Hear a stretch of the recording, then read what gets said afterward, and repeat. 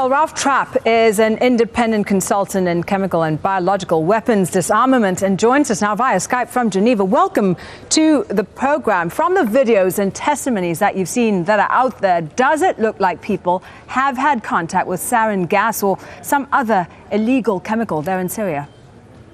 Well, from the video footage that you've just shown, obviously something has happened.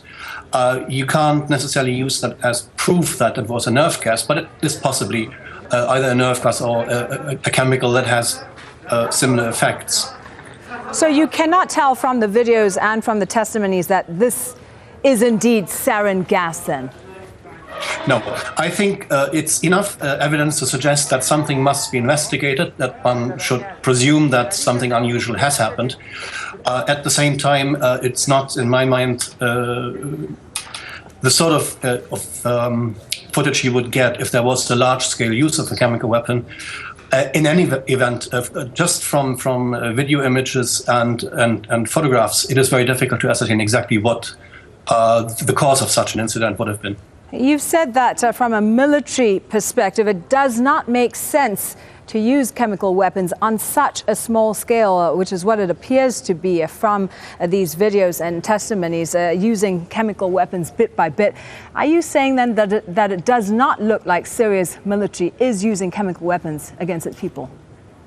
I can't honestly comment on this. What I can say is that historically, chemical weapons, when they were used in large amounts. They were used to saturate the atmosphere or a certain area with toxic material, and that's how they are effective as weapons. So any small-scale use in a military context does really not make an awful lot of sense.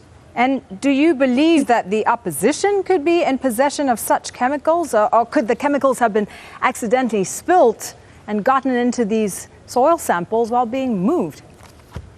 Well, let's talk about the question first in terms of could the opposition forces have chemical weapons? Yes. I'm not aware of any capacity of those forces to produce their own chemical weapons. Okay, you always have to take account of the possibility that such devices are being improvised, but they will not be very effective. I can't really comment on the question of whether they would have access through theft, through access to the actual stockpile of the Syrian army. Presumably, the security of the stockpiles is high, so that is, but it's a possibility that one cannot exclude out of hand.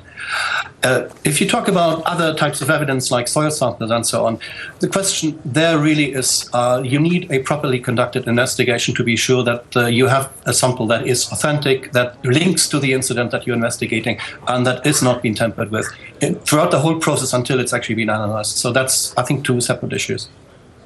Ralf Trapp, thank you for speaking to us. Ralf Trapp is a chemical weapons expert speaking to us from Geneva.